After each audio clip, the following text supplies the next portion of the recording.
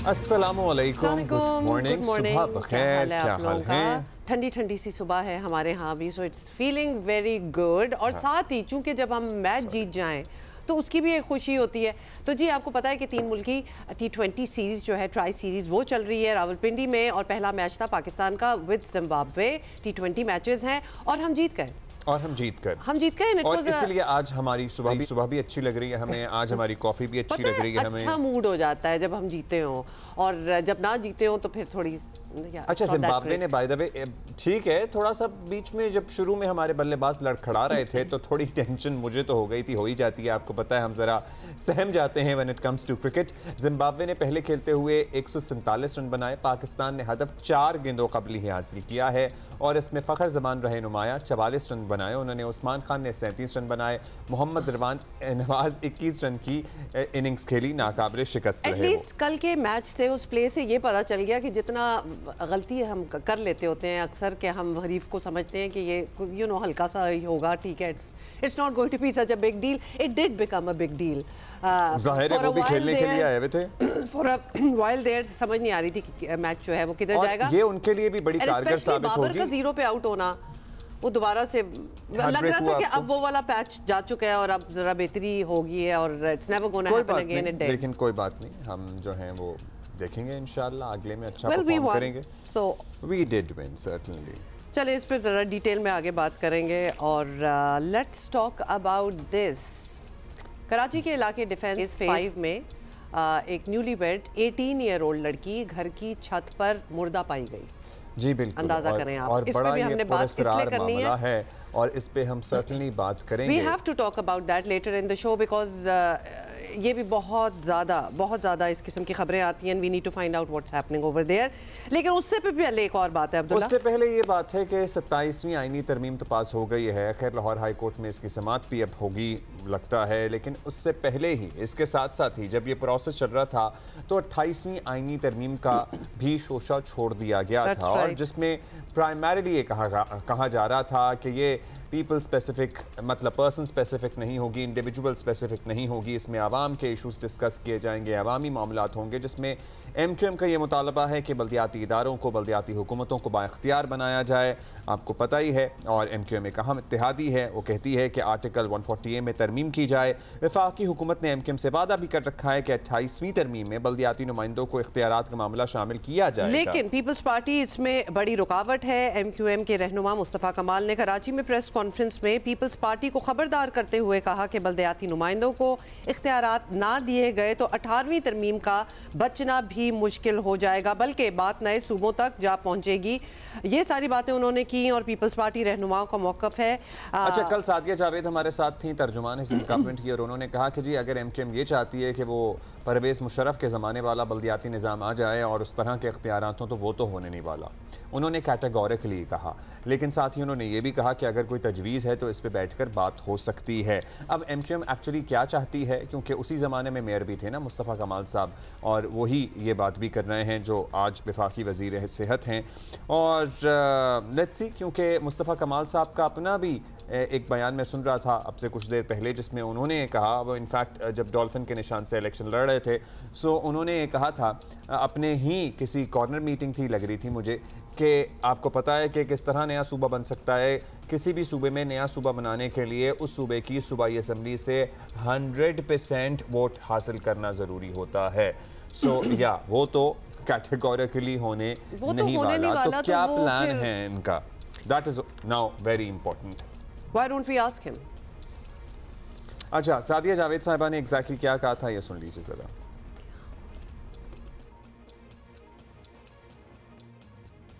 18वीं आईनी तरमीम जो थी वो बिल्कुल पाकिस्तान पीपल्स पार्टी के पिछले दौर में हुई थी।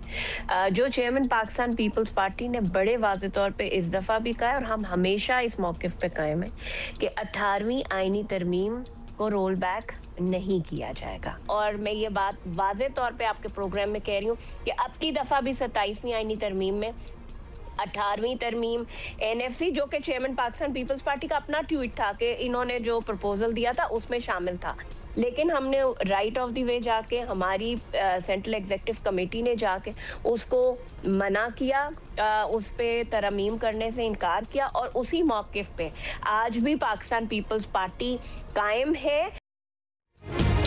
अच्छा, ज़ाहिर है इसका इससे पहले मुस्तफ़ा कमाल साहब की बात का शर्जील इनाम मेमन भी जवाब दे चुके थे और उन्होंने तो यही कहा कि ये अपनी मुर्दा सियासत में जान डालने के लिए इस तरह की बातें करते हैं। मैं कोई जज्बाती बयान नहीं दूंगा, मैं एक कान से सुन के दूसरे से निकाल दूंगा। अच्छा, हालांकि हुकूमत भी काफ़ी बयानात इसमें दे चुकी है और इस बात का एहसास खुद हुकूमती हलकों में भी मौजूद है कि सिर्फ इंतजामी नहीं, अवामी नौयत की तरमीम भी ज़रूरी है। अच्छा, PTI का क्या मौक़िफ़ है ये भी जानना ज़रूरी है। सेनेटर अली ज़फ़र हैं, उन्होंने क्या कहा इस मामले को लेके भी सुनिए। Let's watch. Local body reform and guarantees जो हैं वो आइन में होनी चाहिए। मेजर मसला आता है कि जो फंड्स हैं वो अगर आप नहीं देंगे लोकल बॉडीज को, अगर फंड प्रोविंस अपने पास रखेगा तो फिर लोकल बॉडी वैसे ही इनइफेक्टिव हो जाएगी। तो वो फंड की गारंटी और परसेंटेज वो आइनी एक तरमीम के जरिए होनी पड़े शायद। और दूसरी चीज़ ये कि क्या क्या चीज़ें लोकल बॉडी के इख्तियारात में आती हैं उसकी डिटेल भी आइन में होनी चाहिए। डेवलपमेंट फंड्स जो हैं ये लोकल बॉडीज का काम है। MPAs and senators and MNAs का काम है कानून साजी। पॉपुलेशन प्लानिंग हम चूंकि सूबों के पास रह गया है, ये चीज़ ऐसी है जो कि वापस फेडरेशन को आनी चाहिए। एजुकेशन दे दी गई थी सूबों को, तो वो हो सकता है आपको वापस करनी पड़ेगी। इस तरह हेल्थ का भी किया जा सकता है। अच्छा जी, ये सारे पॉइंट्स ऑफ व्यू आपने सुन भी लिए, लेकिन इन प्रिंसिपल अब 28वीं तरमीम में ये सारी बातें जिनका जिक्र MQM काफ़ी अरसे से कर भी रही है और हमेशा कह दिया जाता है कि जी अगली बार जब अवामी चीज़ों की बात होगी तो उसमें हम ज़रूर कंसिडर करेंगे। अच्छा, तो शायद कंसिडर इस बार हो भी जाए। आपको पता है इससे पहले बिलावल भुट्टो जरदारी साहब ने कौमी असम्बली में इजहार ख्याल किया था, बड़ा पुरजोश जिक्र था उनका 18वीं तरमीम का NFC अवार्ड को लेकर। पर्टिकुलरली उन्होंने कहा था कि किसी में कोई इतनी जुर्रत ही नहीं है कि इसको वापस करा सके या इसको तब्दील करा सके। उस पर वज़ीर आज़म ने भी अपने अंदाज में कह दिया था कि इस पर प्रॉबली बात तो होगी और सुबह बैठकर आपस में डिस्कस कर लेंगे। फिर कल चिन्योट में राना सना जो मुशीर हैं वज़ीर आज़म के बराए सियासी उमूर, उन्होंने ये भी बताया कि जो अगली तरमीम है उसमें NFC और सेहत और तालीम और बल्दियाती निज़ाम, सेहत के मामलात, इस सब पे बात जारी है। क्या कहना था ये देखें, सुन लीजिए। 28वीं तरमीम जो है, जो अवामी इश्यूज़ हैं जिसमें लोकल बॉडीज़ का इशू है, जिसमें पॉपुलेशन का इशू है, जिसमें NFC का इशू है, जिसमें हेल्थ रिलेटेड इश्यूज़ हैं, जिसमें सूबों और मरकज़ के दरमियान असर हाज़िर के तकाज़ों के मुताबिक जो है एक दोबारा से जायज़ा लेने की ज़रूरत है कि किस तरह से बेहतर अंदाज से आवाम के मसाइल को हल किया जा सकता है। तो उसके ऊपर बहस जारी है और उस बहस के नतीजे में अगर कोई कंसेंसस होता है तो कंसेंसस के बाद जो है वो 28वीं तरमीम लाई जा सकती है। अच्छा, अब ज़ाहिर है इस पर बात हो रही है और MQM के वफाकी वज़ीर मुस्तफ़ा कमाल साहब ने इस बारे में बात की थी, लेकिन साथ ही आपको ये भी बता दें कि वो और क्या कुछ कर रहे हैं। मुल्क भर में खसरा, रुबेला और पोलियो से बचाव की कौमी वैक्सीनेशन मुहिम का भी बाज़ाब्ता आगाज़ हो गया है, जिसमें छोटे बच्चों को ये खसरा वगैरह के लिए वैक्सीन लगाई जाएगी और बाकी पोलियो के खतरों का जो सिलसिला होता है तो पर्टिकुलरली जो हाई रिस्क अजला हैं वहाँ पे। सो यहीं से बात शुरू कर लेते हैं और फिर जाहिर है सियासी बातें तो होती रहेंगी क्योंकि this is also very very important. चूंकि हम सियासी बात इतनी कर चुके हैं तो हम सियासी से शुरू करें, लेकिन let's talk about the vaccination. मेरा ख्याल है कि जान है तो जहान है, इसलिए बच्चों की सेहत, बच्चों का मुस्तकबिल, it is also of utmost importance। साहब, you are also our health minister, welcome to जियो पाकिस्तान। वाकई पहले हम ये बात कर लिए, वैक्सीनेशन मुहिम जो शुरू हो रही है इसकी जरा बैकग्राउंड और डिटेल दे दीजिए। कब से शुरू हो रही है और क्या एज ग्रुप बच्चे जो हैं जिनको टारगेट किया जा रहा है, क्या तैयारी? ये कल से शुरू हो गई है।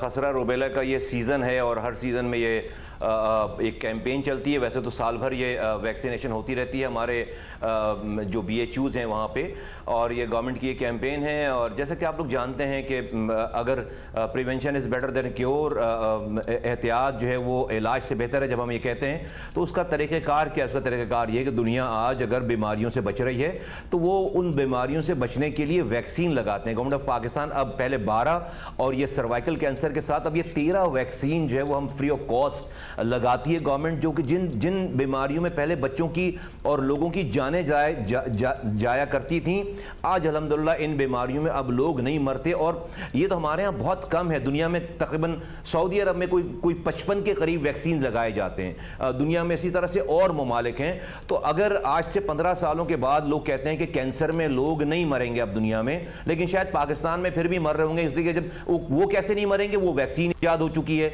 वैक्सीन लगाएंगे। हम जब वैक्सीन लगाने जाएंगे तो हमसे पूछा जाएगा ये हराम है या हलाल है, ये कोई बैरूनी साजिश तो नहीं है। तो हमारे यहाँ फिर भी शायद लोग मर रहे होंगे। तो हमें जल्द से जल्द अपने जहनों को ठीक करना है और अपने बच्चों को, अगर कोई नहीं भी आ रहा है, 1166 का नंबर है हमारा, तो आप कॉल करके अपने बच्चों को ये वैक्सीन लगवाइए।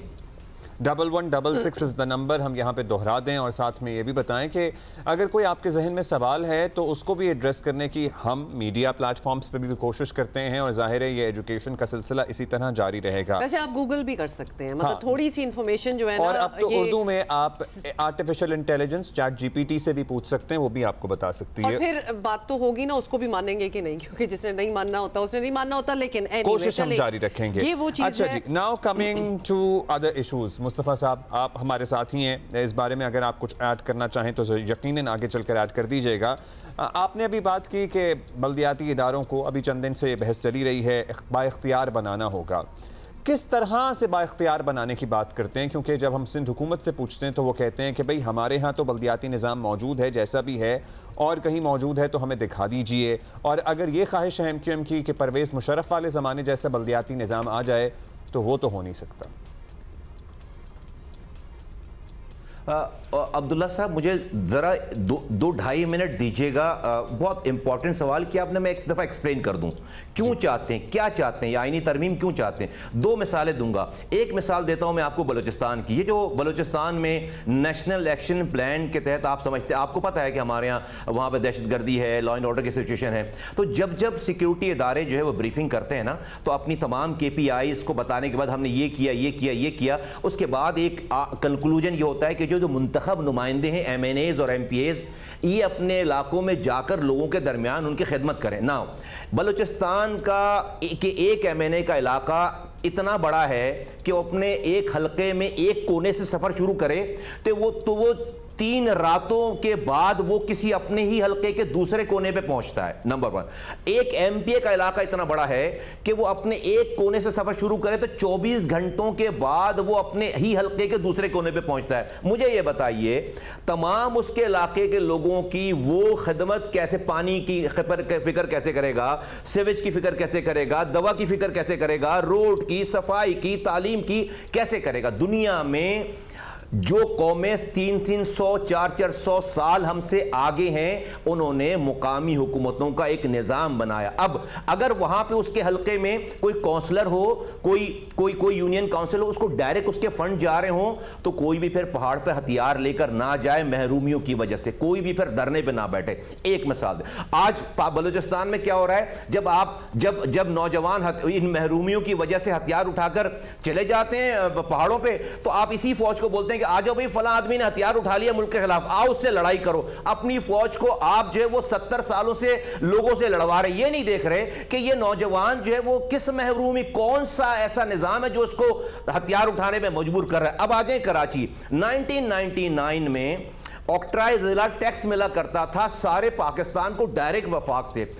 तमाम बिजनेस और चुंगियों पे जो टैक्स लेते थे, तमाम बिजनेस कम्युनिटी के लोग जमा होकर वजीर आजम उस वक्त के नवाज शरीफ के पास पहुंचे, कहा कि भाई ये जो चुंगियों से टैक्स लेते हैं रोक रोक के बार बार हमारी गाड़ियों को, ये बंद कर दें और हमसे किसी एक जगह पर टैक्स ले रहे हैं। तो उस वक्त की हुकूमत ने फैसला किया कि GST का 2.5% वंस एक दफा काट कर हम डिस्ट्रिक्ट को डायरेक्ट ट्रांसफर करेंगे, जीएसटी का 2.5%, और ये सिलसिला चलता रहा, डायरेक्ट पैसे आते रहे 1999 से 2006 तक। 2006 में गवर्नमेंट ने ये प्लान किया, उस वक्त की गवर्नमेंट ने, कि अब जीएसटी नहीं, हम पाकिस्तान की जीडीपी का 1/6 काट कर डायरेक्ट जो है वो हम डिस्ट्रिक्ट्स को देंगे। कराची को भी पैसे मिलते थे, पूरे पाकिस्तान के डिस्ट्रिक्ट गवर्नमेंट को ज्यादा मिलते थे। 2010 में जो सातवां एनएफसी अवार्ड आया, उसमें वो जो डायरेक्ट पैसे आते थे उसको डिविजिबल पूल में डालकर वजीर आला को दे दिए गए कि ये अपने डिस्ट्रिक्ट में बांट देना।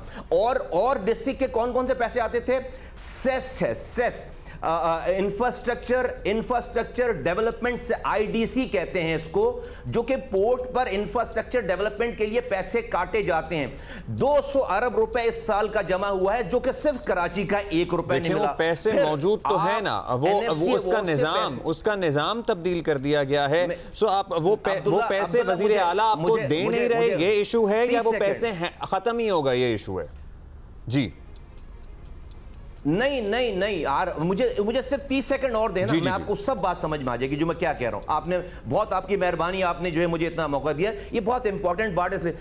तीसरी बात ये कि आप एनएफसी अवार्ड से पैसे लेते हैं डिविजिबल पूल में, अपनी पॉपुलेशन, अपनी ग्रोथ दिखाकर आप नीचे provincial finance commission PFC award नहीं देते।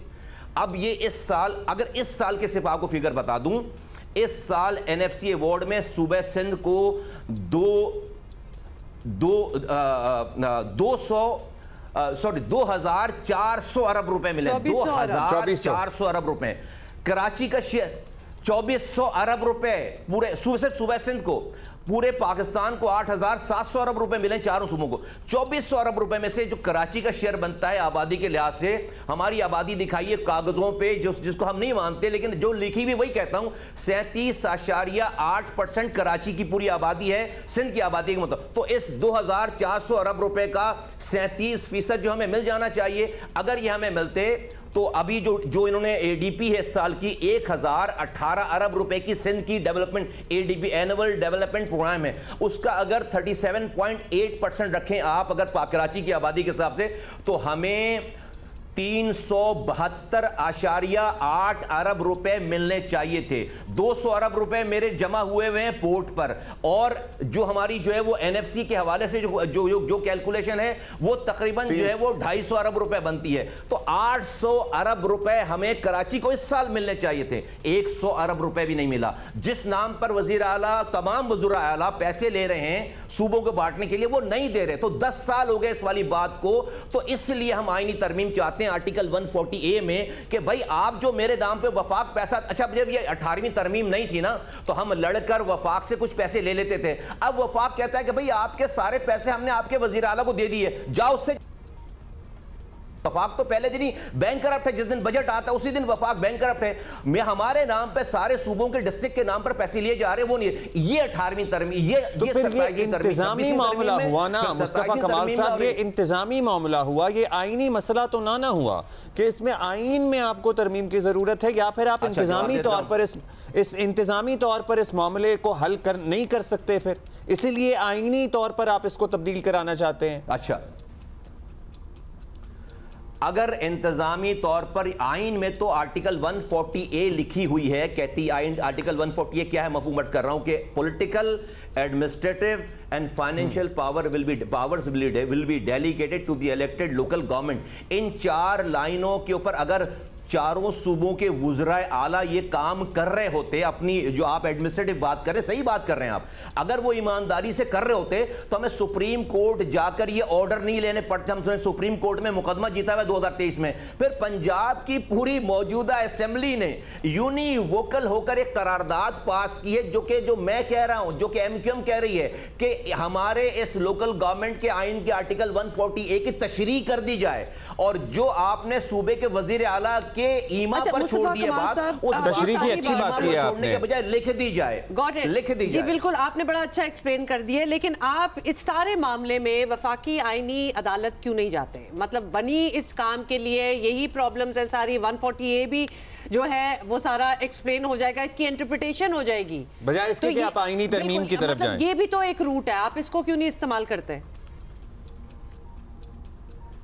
हुमा बीबी 2023 में एमक्यूएम सुप्रीम कोर्ट के उस वक्त के चीफ जस्टिस गुलजार ने हमारे हक में, हम ये लेकर गए थे सुप्रीम कोर्ट में, और सुप्रीम कोर्ट ने फैसला दिया हुआ है कि सुबह ये जो मैं कह रहा हूं इसके करने का सुप्रीम कोर्ट ने बाकायदा 8 पेजेस का फैसला दिया हुआ है। उसने डिपार्टमेंट लिखे हुए हैं कि कौन कौन से डिपार्टमेंट जो है वो शामिल किए जाएं लोकल गवर्नमेंट में, और उसने ये भी लिखा हुआ है कि एनएफसी अवार्ड आप ले रहे हैं सूबे, प्रोविंशियल फाइनेंस कमीशन बनाइए। नहीं मानी बात। जब ही देखिए सारी दुनिया भर में आप इंसानों पे कुछ नहीं छोड़ते, आप कानून ऐसा बनाते हैं कि कोई ना भी करना चाहे तो उसको ये करना। आपको मैं मिसाल दूं, आज तक कभी भी वफाक और सूबों के दरमियान ये लड़ाई क्यों नहीं हुई कि हमारा कौन सा इख्तियार और हमारा कौन सा इख्तियार नहीं है? कभी वफाक, क्योंकि आइन में वफाक के डिपार्टमेंट और आइन में सूबों के डिपार्टमेंट लिख दिए गए। ये जो लोकल पीएफसी वाला आपका पॉइंट, आपके पॉइंट में वजन है पीएफसी वाले पॉइंट में। अब ये आप बताइए, चूंकि आप इस सिस्टम से मायूस हो चुके हैं, आप कहते हैं कि सुप्रीम कोर्ट भी कह दे तो भी अमल दरामद नहीं होता, इसलिए अब आपको जो डिस्ट्रिक्ट्स को पैसे चाहिए या बल्दियाती इदारों को पैसे चाहिए वो डायरेक्ट वफाक की किटी से मिलने चाहिए, वो सूबों को ट्रांसफर ना हो। This is the whole point. This is the whole point. And then the departments, वो जो आज सॉलिड वेस्ट मैनेजमेंट बोर्ड बनाकर वजीर आला और वजीर जो है वो कचरा उठाने के जिम्मेदार बने हुए, ट्रांसपोर्ट डिपार्टमेंट के जिम्मेदार बने हुए, पानी के महकमे के जिम्मेदार बने हुए। ओ भाई, कौन सी दुनिया में कचरा उठाने का जिम्मेदार जो है वो वफाकी हुकूमत होती है, प्रोविंशियल गवर्नमेंट होती है? ये सारी चीजें डिवॉल्व सब्जेक्ट है। तो ये अगर हैं, अगर आप बैठकर बात करते हैं, एग्री करते हैं, एक दफा आइन में इसको लिख दो, ये शेड्यूल जारी कर दो, ताकि कभी भी, और ये भाई सिर्फ ये कराची के लिए नहीं है, ये लाड़काना के लिए भी है, ये सक्खर के लिए भी है, ये लाहौर के लिए भी है, ये कोयटा के लिए भी है, और ये पेशावर के लिए भी है। ये आई इसलिए ये बात, और ये कोई नई बात नहीं है, दुनिया ये काम कर चुकी है। मैं आपको बता रहा हूं कि आज के इस निजाम में ये आप गुड गवर्नेंस की को नीचे ट्रिकल डाउन करने के लिए आपके पास कोई व्हीकल ही नहीं है। आप लाख अच्छी प्लानिंग, अब मैं मिसाल दूं, हुमा आप अभी बात कर रही थी और अब्दुल्ला आप बात कर रहे थे ये लोगों की रिफ्यूजल की। आज पाकिस्तान 2 मुल्कों में वाहिद 2 ममालिक रह गए दुनिया में जहां पोलियो खत्म नहीं हुआ। क्यों पोलियो खत्म नहीं हुआ? क्यों जो है वो पाकिस्तान में लोग दरवाजे बंद कर देते हैं आपके चेहरे पे? इसलिए कि कोई बहुत दूर से जाकर उनके दरवाजों को नॉक करता है जिसको वो जानते नहीं है, और वो कहते हैं अपने बच्चों को पोलियो के कतरे पिला दो। साहब, आपने परसों एक और बात भी की थी जो बड़ी अहम बात, मतलब वो अहम बात इसलिए थी, आपने कहा था कि इस पे करना पड़ेगा काम। जी ये हमारे पास वक्त कम है, मुझे सवाल आपसे पूछना जरूरी है। आपने कहा था नहीं तो नए सूबों की तरफ बात जाएगी। सर, नए सूबे कैसे बनेंगे? क्योंकि आपको भी इल्म है और आपका अपना बयान भी है कि जब तक सूबाई असम्बली 100%, 99% भी नहीं, 100% किसी भी सूबे में नया सूबा बनाने के हक में नहीं वोट करती, नया सूबा नहीं बन सकता, और वो होना मुश्किल है। अच्छा मैं बता देता हूँ। देखिए, हम तो नहीं चाहते, हम तो चाहते हैं कि जो सूबों के नए इख्तियारात गस्ब कर रखे हैं 18वीं तरमीम के बाद, जो कि मिलने चाहिए थे, वो दे दें। अगर वो नहीं देंगे तो पाकिस्तान ऐसे नहीं चल रहा। तो अगर सूबे रुकावट बन रहे हैं तो फिर हम कहते हैं फिर सूबे बनने से नए कोई नहीं रोक सकता, और 18वीं तरमीम को रोल बैक करने से कोई नहीं रोक सकता। क्योंकि 18वीं तरमीम से अगर मुझे कोई फायदा ही नहीं है तो मैं क्यों परेशान होऊंगा 18वीं तरमीम रोल बैक हो जाए? नंबर 1 आप कह रहे हैं कैसे बनेंगे, क्या सूबे मुश्किल काम है? तो इतनी सारी तरामीम हो रही हैं, तो क्या सूबे बनाने के कानून में आईनी तरमीम नहीं हो सकती? बिल्कुल हो सकती है। रेफरेंडम तो पीपल्स पार्टी अगर इसी सेटअप में होनी है तो पीपल्स पार्टी अगर साथ ही नहीं देगी तो तरमीम नहीं हो सकेगी। देखें, कोई भी पार्टी खुदा नहीं है और पाकिस्तान मुकद्दम है। अगर मुल्क नहीं चल रहा तो किसी एक पार्टी की ईमा पर सब चीज़ों को छोड़ नहीं दिया जाता। यही पीपल्स पार्टी थी जो कि कहती थी कि ज़राई टैक्स नहीं लगना चाहिए। 40 सालों से जब हम कहते थे तो वो बहुत बुरा मानते थे। हालात की सितम ज़रीफ़ी देखें कि पाकिस्तान बैंक करप्ट होने लगा, IMF की ज़रूरत पड़ी, IMF ने कान पकड़ के कहा कि ज़राई टैक्स लगाओ। तो ऐलान किसने करवाया? कोई शहबाज शरीफ साहब से नहीं, जरदारी साहब ने ऐलान किया ज़राई टैक्स लगाने का। तो हम ये सब कुछ देख चुके हैं। जो आज जो लोग कह रहे हैं नहीं हो सकता, पाकिस्तान के हालात उस तरफ आ गए। मुझे अब ये मेरा मसला नहीं रहा, अब ये आप मुझसे आर्गुमेंट ना करें। अगर आपको पाकिस्तान चलाना है और बचाना है तो आपको ये करना पड़ेगा, वरना हमारा कराची वालों का मसला नहीं है, अब ये पाकिस्तान के सर्वाइवल का मसला है। आप लेकर बैठे रहें, आप आज करें या 50 साल के बाद करें, खाकम बदन, अगर नुकसान कुछ हो गया तो हम तो तारीख में गवाह रहेंगे कि सारे लोग कि हमने वक्त पर आवाज उठाई। अगर बात नहीं मानी गई। अब आगे how do you see it unfolding? अब 28वीं तरमीम में आपको क्या लगता है, क्योंकि ऐसी बातें भी हुई हैं 27वीं के वक्त भी बहुत बातें हो रही थी, लेकिन 28वीं पे जो आपकी डिमांड्स हैं वो 28वीं के लिए छोड़ दी गई कि उस पर बात करेंगे। तो अब आपको लग रहा है, उम्मीद है कि ये सारी बातें हो जाएंगी, या फिर अभी भी आपको लग रहा है कि शायद ये सब ना हो सके? आपको ट्रक की बत्ती के पीछे लगा देंगे एक और। देखें अब्दुल्ला साहब, अगर मुझे ट्रक की बत्ती के पीछे लगा देंगे ना, खुदा की कसम मेरा कोई नुकसान नहीं है। इस तरमीम से जो हमने जमा कराई, इससे मेरे घर में मनोसलवा उतरना शुरू नहीं हो जाएगा। मुझे क्यों उम्मीद है कि ये होगा?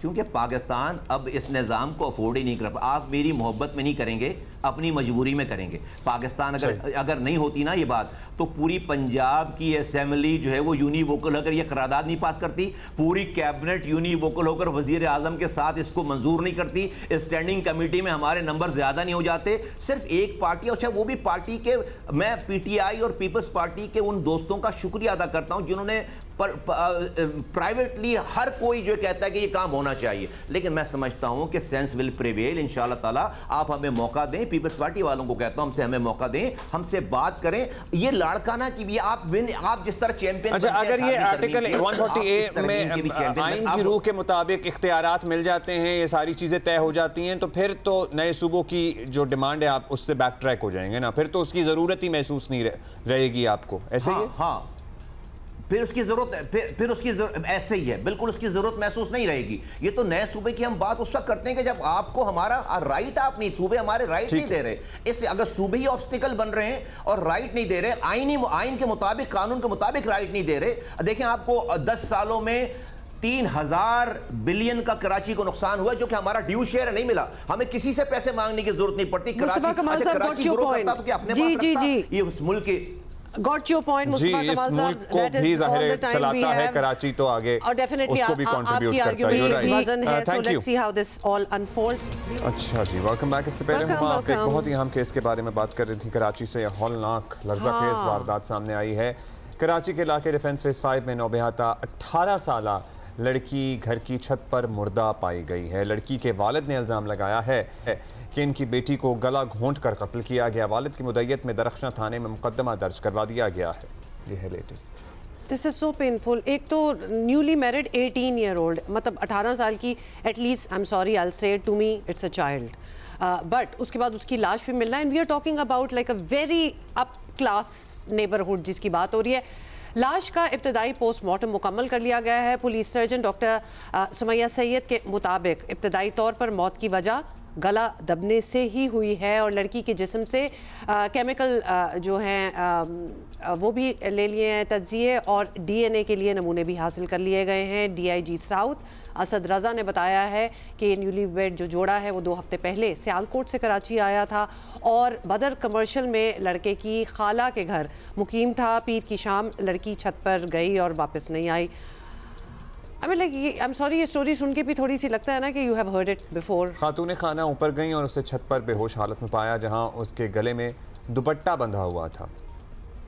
तो ये तो बड़ा एविडेंस वगैरह सब कुछ ही है। It should be. पुलिस ने मकतूला ज़ैनब के शौहर और इसकी खाला का बयान रिकॉर्ड कर लिया है। सीनियर पुलिस ऑफिसर का कहना है कि लड़की के गले में दुपट्टे के 2 बल डले हुए थे। पुलिस ने लड़के की खाला के बेटों को तफ्तीश के लिए हिरासत में ले लिया है। SSP साउथ का कहना है कि पुलिस तफ्तीश कर रही है, मगर डीएनए की रिपोर्ट के बाद ही असल हक़ाइक़ सामने आएंगे। सो अपैरेंटली दुपट्टे के 2 बल डले हुए थे। उसकी मौत भी जो डॉक्टर्स हैं उनके मुताबिक गला घोंटने से ही है, लेकिन किसने गला घोंटा? उस घर में रहते थे। हाँ, ज़ाहिर खाला का घर था, उनके बच्चे थे। सो कजिन्स की तरफ भी शक जा रहा है। और भी ज़्यादा हाँ, ये ट्विस्टेड कहानी है, लेकिन ज़ाहिर है इस पे हम मालूम करते हैं। दानियाल सैयद है हमारे साथ ही। दानियाल, कुछ बैकग्राउंड ज़रा और बता दीजिए। लड़की का ताल्लुक़ कहाँ से है, शादी कैसे हुई थी, ससुराल वाले फैमिली का ताल्लुक़ कहाँ से है? जी देखें, बिल्कुल इन तमाम तर पहलुओं पर पुलिस ने तफ्तीश की है। 18 साल की ज़ैनब है जिसकी लाश पीर के रोज़ जो है डिफेंस फेज़ 5 में एक रिहायशी इमारत की छत पर पाई गई थी, और पुलिस हुकाम के कहना है कि ज़ैनब का ताल्लुक़ आबाई ताल्लुक़ सियालकोट से था और उसकी तकरीबन 1.5 माह कबल शादी हुई थी मोहम्मद ज़ैन नामी शख्स से, जो एक वफाकी इदारे का एहलकार भी बताया जाता है। और पुलिस हुकाम का कहना है कि कल जब इस खातून की लाश मिली तो ये खातून ज़ैनब अपने शौहर मोहम्मद ज़ैन की सगी खाला के घर पर आर्जी तौर पर रिहाइश इन्होंने इख्तियार कर रखी हुई थी। ज़ैनब कई देर से छत पर थी और जब वो वापस नीचे नहीं आई तो मोहम्मद ज़ैन की खाला जब ऊपर देखने गई हैं तो उसकी फंदा लगी हालत में वो मौजूद थी। और जो इब्तिदाई बयान दिया है उनकी खाला ने, उसमें उन्होंने यही बताया कि वो नीम बेहोशी की हालत में थी। उसे दो मुख्तलिफ निजी अस्पताल लेके गए लेकिन वो जहाँ पर ना हो सकी और उसके बाद जिन अस्पताल लाए गए, जब जिन अस्पताल में ज़ैनब की लाश पहुँचती है तो पुलिस को इतला मिलती है और पुलिस मौके पर आती है और वहाँ से इब्तिदाई शवाहिद हासिल करती है। पुलिस हुकाम का ये भी कहना है कि तमाम तर वाक़े को छुपाया गया इब्तिदा में, लेकिन जब जिन अस्पताल लाश लाई गई तो पुलिस हुकाम को इस वाक़े की इतला हुई और बज़ाहिर कली पुलिस हुकाम के मौक़िफ़ था कि बज़ाहिर ये ख़ुदकुशी का वाक़या नहीं लगता, ये कत्ल का वाक़या है। अच्छा, यानी इससे तो फिर ये पता चलता है कि जब वो छत पे मिली होगी तो तब वो ज़िंदा थी और उसके बाद वो डिफरेंट हॉस्पिटल्स वगैरह लेके गए हैं तो मौत जो है उस दौरान में हुई है। ये बताएं कि जो ख़ानदान है, ख़ानदान वालों ने पहले इस मौत को ख़ुदकुशी करार देने की कोशिश भी की थी और फिर पुलिस को हकीकत जो है वो किस तरह समझ आई होगी? कोई इन्वेस्टिगेशन हुई, कोई बातचीत हुई? हाउ डिड दे थिंक ये ख़ुदकुशी नहीं है, कुछ और है? जी देखें बिल्कुल, जब जिन्ना हॉस्पिटल में पुलिस पहुंची है वहां से ML पुलिस को एक एंट्री चली है जिसमें बताया गया है कि एक 18 साल की लड़की की फंदा लगी लाश जिन अस्पताल लाई गई है। पुलिस हुकाम जब मौके पर पहुंचते हैं, जायज़ा लेते हैं लाश का, तो उसमें बज़ाहिर पुलिस हुकाम को ये लगता है कि ये ख़ुदकुशी का मामला नहीं है बल्कि इसे कत्ल किया गया है। और जब लाश के हमरा मौजूद लवाहिकीन से वुरसत से पता किया जाता है तो वो ये कहते हैं कि इस तरीके से माजरा हुआ, ये छत पे गई और जब हमने काफ़ी देर बाद छत पे जाके चेक किया तो फंदा लगी हालत में ये मौजूद थी और उसके बाद फिर मुख्तलिफ अस्पताल लेके आए। लेकिन पुलिस हुकाम का कहना है कि अगर वो नीम बेहोशी की हालत में भी थी, जो इब्तिदाई बयान है उस मोहम्मद ज़ैन जो शौहर है उसकी खाला का, उसके मुताबिक पुलिस हुकाम का कहना है कि इन्हें 15 पे इतला देनी चाहिए थी, इन्होंने नहीं दी। शाम का वाक़या था और रात में तकरीबन 1 बजे के करीब पुलिस को इस तमाम तर वाक़े की इतला मिली और उसके बाद पोस्टमार्टम गुज़िश्ता रोज़ कराया गया जिन अस्पताल में और पोस्टमार्टम में भी ये बात सामने आई कि ज़ैनब को गला दबाकर कत्ल किया गया है। खैर वो आई वंडर कि वो ज़िंदा होगी, क्योंकि अगर किसी का गला दबा के कत्ल किया गया है तो वो नीम बेहोशी की हालत से मर तो नहीं सकता, बस वो मर गया होगा, फिर उसी टाइम जिसको कत्ल कर दिया होगा मुबैना तौर पर। अब दानियाल, अब पुलिस ने लड़की के शौहर और एक और रिश्तेदार को मरकज़ी मुल्ज़िम माना है, क्या कार्रवाई हुई है अब तक और किन पहलुओं पर तफ्तीश कर रही है पुलिस? जी देखें बिल्कुल, क्योंकि ज़ैनब अपने शौहर की खाला के घर पर रिहाइश पजीर थी और जब ये वाक़या हुआ है तो उस वक़्त ज़ैनब के जो शौहर हैं वो अपनी नौकरी पर मलीर के इलाके में मौजूद थे। उनको फ़ोन पर बज़रिए फ़ोन उनको इस वाक़े की इतला दी गई। पुलिस जो है जब वो घर पे पहुँचे तो उन्होंने देखा कि उनकी खाला और उनकी खालाजाद भाई अब्दुल हादी ये 2 अफराद थे जो घर पे मौजूद थे वक़ुआ के वक्त। तो पुलिस ने इसी बुनियाद के ऊपर उनकी खाला का, मोहम्मद ज़ैन की खाला का और मोहम्मद ज़ैन के खालाजाद भाई जो हैं अब्दुल हादी, उनका बयान रिकॉर्ड किया और इब्तिदाई बयान में ही कुछ शकूक व शुबात पुलिस को सामने आए जिस पर अब्दुल हादी को, यानी कि जो ज़ैनब के शौहर का खालाजाद भाई है, उसको हिरासत में लिया है और इस वाक़े का मुकदमा भी ज़ैनब के वालिद अब्दुल जब्बार की मुद्दत में कत्ल की दफ़ा के तहत नामालूम अफराद के ख़िलाफ़ तो दर्ज किया गया है, लेकिन पुलिस हुकाम का कहना है कि मशकूक अफराद से तफ्तीश की जा रही है और जो भी इसमें शामिल या मुलविस पाए गए उनको कैफ़र किरदार तक पहुँचाया जाएगा। ये अब तक कत्ल की वारदात जो है वो अब तक सामने आ चुकी है। थैंक यू दानियाल, बड़ी अफसोसनाक किस्म की बात है और obviously we don't want to make any assumptions but she is 18, छत से बॉडी मिली है, फंदा भी एक लगा हुआ है, इधर उधर लेके भी उसको जाया जा रहा है और 15 वगैरह को कॉल भी नहीं की गई। अच्छा, ये एक ड्रामा जिसका हम जिक्र करते रहते हैं ना, केस नंबर 9, उससे एटलीस्ट एक बात, बहुत चीज़ें वैसे तो समझ आ रही हैं लेकिन एक बात जो समझ आ रही है, timing is crucial and essential. आपको उस वक्त चीज़ें करनी है for what ever is happening around you, अगर इस किस्म की कोई चीज़ें हो रही हो जो कि बहुत मुश्किल है उस बात के बारे में सोचना, लेकिन जहाँ इतने लोग होते हैं किसी ना किसी को तो सोचना ही पड़ेगा।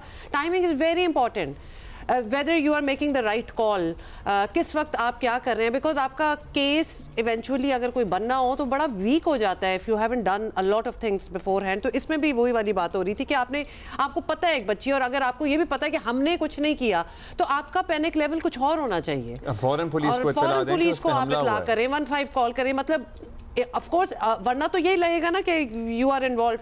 तो if you are genuinely not involve in something like this, तो एक प्रोटोकॉल है, उसके तहत आप चलें। पंजाब हुकूमत की जानिब से स्मॉग के खात्मे और फ़िज़ाई आलूदगी में कमी के लिए बहुत कोशिशें की गई हैं, बल्कि ये कोशिशें अब भी जारी हैं। लेकिन आपको बता दें कि इसमें से कुछ ख़ास तसल्ली बख्श नतीजा जो है वो सामने नहीं आया इन कोशिशों की वजह से। लाहौर, फैसलाबाद, गुजरांवाला समेत पंजाब के दीगर बड़े शहर जो हैं वो बदस्तूर स्मॉग का सामना कर रहे हैं फ़िज़ाई आलूदगी में। कल भी लाहौर दुनिया के आलूदा तरीन शहरों की फहरिस्त में दूसरे नंबर पर मौजूद रहा। सूबाई दारुल हुकूमत का मजमूई एयर क्वालिटी इंडेक्स सुन ले 324 रिकॉर्ड किया गया। गेज के ये 324 ज़ाहिर है ये इंतहाई मुज़र लेवल माना जाता है, लेकिन क्या ये पिछले साल के मुकाबले में कम है as if we compare it to the previous year? क्या आज 384 है तो हमें याद है ये 800, 1000, 1200 इस हद तक भी गया हुआ है। मतलब इंडिया जो है वो दिल्ली यानी 410 है। कराची की बाय द वे सूरत हाल जो है ना वो लाहौर जैसी तो नहीं है, लेकिन यहाँ भी फ़िज़ाई आलूदगी और स्मॉग की कैफियत नज़र आती है, महसूस भी होती है। कौमी इदारा सेहत का स्मॉग से बचाव और एहतियाती इक़दामात के हवाले से एक एडवाइज़री जारी करना पड़ी और एडवाइज़री में कहा गया कि सर्द मौसम में स्मॉग जो है वो रवां महीने से फरवरी तक इंसानी सेहत को शदीद मुतासर कर सकती है। We know that, we are used to that as well, क्योंकि ये फिनोमेना जो है बहुत सालों से है और दीगर लोगों को ज़ाहिर है बहुत असर पड़ता है, इसलिए मास्क पहने, एहतियात करें। और इसी पे हम बात करते हैं, ज़रा पूछते हैं कि क्या किया गया है, क्या इरादा है, क्या नताइज आए हैं। Doctor Zafar Iqbal, additional DG environmental protection authority EPA Punjab हमारे साथ मौजूद हैं। डॉक्टर साहब, स्मॉग के खात्मे और फ़िज़ाई आलूदगी के कंट्रोल के लिए हुकूमत पंजाब ने काफ़ी इक़दाम करने का दावा किया है, बहुत कुछ होता नज़र भी आ रहा है, क्या कोई फ़र्क पड़ रहा है? ऐसे कि हुकूमत पंजाब की बयान के मुताबिक महकमा तहफ़्फ़ुज़ माहौल ने इस पे बहुत काम किया है। हमने सबसे पहले मिटिगेशन प्लान तैयार किया और उसमें हमने आइडेंटिफाई किए सोर्सेज ऑफ एयर पोल्यूशन, फिर उसको हमने मिटिगेट किया।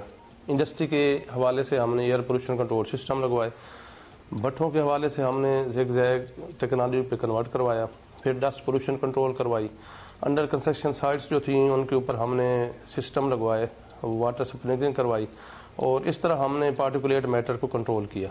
अब अल्लाह की रहमत से ये आप देखें तो अक्टूबर भी खैर से गुजर गया, अच्छा एयर क्वालिटी इंडेक्स रहा है और अब नवंबर भी लास्ट ईयर की निस्बत अभी आज का एयर क्वालिटी इंडेक्स भी 160 है, जबकि लास्ट ईयर इसी दिन 1000 को क्रॉस कर गया था। तो इससे फ़र्क ज़रूर पड़ा है, जो हमने मिटिगेशन मेजर्स ली हैं उसके हवाले से बहुत फ़र्क पड़ा है और एयर क्वालिटी इंडेक्स बहुत बेहतर है। आज का दिन भी साफ नज़र आता है, आसमान भी नज़र आ रहा है और सूरज भी चमक रहा है। अच्छा, ये भी बात बिल्कुल दुरुस्त है कि रातों रात तो कुछ भी बदल लेने वाला ये मसला हल नहीं हो सकता, लेकिन जो इक़दामात मुनासिब समझे गए उन पर मुकम्मल अमल दरामद हो तो कुछ शायद फ़र्क नज़र आ सकता है। क्या आवाम की जानिब से ताउन नहीं हो रहा है? हम आपसे पूछना चाहते हैं, आपके इदारे की ऑब्जर्वेशन क्या कहती है, क्या क्या आपने देखा है अब तक? ऐसे है कि ये एक लॉन्ग टर्म और शॉर्ट टर्म हम काम करते हैं। इसके ऊपर लॉन्ग टर्म के लिए हमें इन्वायरमेंटल प्लानिंग की ज़रूरत है और शॉर्ट टर्म जो होते हैं तो उसमें हम मिटिगेशन मेजर्स करते हैं। तो इसमें हम सारे लोग अगर देखें तो पोल्यूटर्स भी हैं, इसमें कंट्रीब्यूटर्स भी हैं, कंज्यूमर्स भी हैं और साथ हम इसके क्लीनर भी बन सकते हैं। हर शख्स किसी न किसी तरीके से माहौलियाती आलूदगी में हिस्सा डाल रहा है। किसी के पास गाड़ी है, किसी के पास मोटरसाइकिल है और फिर घरों के किचन से भी ये हमारी ग्रीन हाउस गैसेज इखराज होता है और सारे लोग कंट्रीब्यूटर हैं। तो तमाम लोग जब मिल के अपनी अपनी पोल्यूशन के क्वांटम को कम करेंगे और इसको कम करने से ही हमारा माहौल बेहतर होगा। इसमें इज्तिमाई सोच की ज़रूरत है, माइंड सेट की तब्दीली की ज़रूरत है और माइंड सेट को चेंज करने के लिए हमने जो हमारे तालीमी इदारे हैं, यूनिवर्सिटियाँ हैं, कॉलेजेस हैं, स्कूल्स हैं, उनमें इन्वायरमेंट क्लब बनवाए गए ताकि आने वाली जो नस्ल है वो इससे इस्तेफादा करे और एक माहौल दोस्त माइंड सेट क्रिएट किया जा सके। अच्छा डॉक्टर साहब, बड़े शहरों में फ़ज़ाई आलूदगी की एक बड़ी वजह ट्रैफिक का धुआं है, ये हमें हुकूमत बार बार बताती है। क्या वक्त नहीं आ गया कि हम ये 2-4 हज़ार सीसी वाली बड़ी डोमेस्टिक गाड़ियों को बंद करें? कम से कम हुकूमत खुद अपने ज़ेर इस्तेमाल गाड़ियों को बेहतर करे, तब्दील करे। ऐसे है कि जो एक लाहौर में रिसर्च हुई है उसके मुताबिक 83% जो है व्हीकुलर पोल्यूशन इसमें शामिल है, 13% के करीब इंडस्ट्री शामिल है लेकिन वहीकुलर पोल्यूशन एक बहुत बड़ा सोर्स है। हमें वहीकुलर पोल्यूशन को कम करना होगा और उसका क्लीन जो सोर्स है वो ये है कि हम इलेक्ट्रिक बसें चलाएं, और हुकूमत पंजाब ने इसका आगाज़ कर दिया है। और जब तक ये वॉल्यूम ट्रैफिक का कम नहीं होगा तो इसी तरह फिर उसके हवाले से इमिशंस भी कम नहीं होंगे। तो एक तरफ तो हमें वॉल्यूम ऑफ व्हीकल्स कम करना होगा, हमें उसकी मूवमेंट कम करनी होगी, फासिल फ्यूल की जो कंजम्पशन है उसको भी कम करना होगा, गाड़ियों की फिटनेस बाकायदगी से करवानी होगी, इमिशन कंट्रोल टेस्ट करवाना होगा। अब महकमा तहफ़्फ़ुज़ माहौल ने पंजाब में इमिशन कंट्रोल सिस्टम को चेक करने का निज़ाम मुतारिफ़ करवा दिया है और इसमें हम 3 लाख से ज़्यादा गाड़ियाँ चेक कर चुके हैं और ऐसी गाड़ियों को पास किया गया है जो म्यार पे पूरा उतरती हैं। जो म्यार पे पूरा नहीं उतरती उनको वापस भेजा जाता है और उनकी ट्यूनिंग वगैरह करवाने और मुनासिब मरम्मत करवाने के बाद जब दोबारा चेक करते हैं तो फिर उनको हम ग्रीन स्टिकर लगाते हैं। तो ये एक ऐसा सिस्टम है जो पहले पंजाब में और पूरे पाकिस्तान में कहीं भी लागू नहीं हुआ था। अब महकमा तहफ़्फ़ुज़ माहौल ने पंजाब में लागू कर दिया है ताकि जो एक बहुत बड़ा कंट्रीब्यूटर है स्मोक के हवाले से गाड़ियों का धुआं, इसको अगर हम 50% कामयाब हो जाते हैं काम करने में तो ये बहुत बड़ी अचीवमेंट है और इंशाल्लाह महकमा तहफ़्फ़ुज़ माहौल इस तरीके से काम कर रहा है। Thank you so much for ideas. और डॉक्टर ज़फ़र इकबाल हमारे साथ है, एडिशनल DG EPA पंजाब। क्या हालचाल? How are you? Thank you for your feedback, by the way. So we have been getting a lot of feedback on our digital आजकल जो हम stories वगैरह कर रहे हैं. Thank you for all the feedback. However, choice of words matter a lot. तो उसमें कुछ जो we are okay with criticism and all, but not really with गाली गलोच.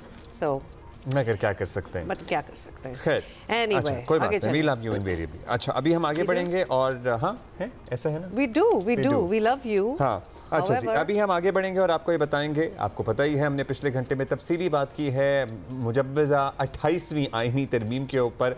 मुस्लिम लीग नून और पीपल्स पार्टी में छोटे मोटे सियासी इख्तलाफात में अब सर्दी गर्मी तो आपको पता है चलती रहती है, मगर अब 28वीं आईनी तरमीम का मामला जो है ना संजीदा होने जा रहा है। हुकूमत और इसकी इत्तेहादी जमातें 28वीं तरमीम की तैयारियों में हैं, मगर पीपल्स पार्टी किसी तरह लचक दिखाएगी या नहीं दिखाएगी, ये अहम सवाल है। वज़ीर आज़म शहबाज शरीफ तो वाज़े कह चुके हैं कि 18वीं तरमीम में कुछ चीज़ें बदलना ज़रूरी हैं, ख़ास तौर पर वफाक और सूबों को मिलने वाले शेयर्स पर नज़रसानी करना पड़ेगी। तो लिहाजा इन प्रिंसिपल वो ये कह चुके हैं। कई वुज़रा भी मुख्तलिफ प्लेटफॉर्म्स पर 28वीं तरमीम जल्द लाने की बातें कर रहे हैं, बल्कि वज़ीर मुमलिकत कानून बैरिस्टर अकील मलिक का दावा है कि नई तरमीम बजट से पहले आएगी।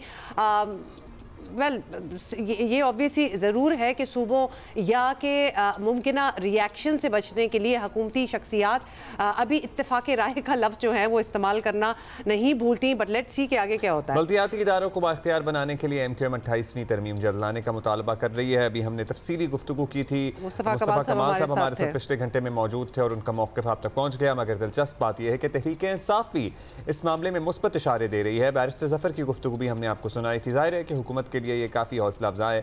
18वीं तरमीम पीपल्स पार्टी के लिए मुक़द्दस दस्तावेज़ है।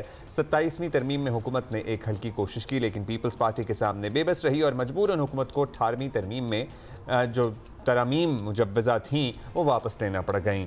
सिंध हुकूमत की तर्जुमान सादिया जावेद ने कल हमारे ही प्रोग्राम में एक बार फिर वाज़े तौर पर कहा था कि पीपल्स पार्टी 18वीं तरमीम पर अपने मौक़िफ़ से पीछे नहीं हटेगी।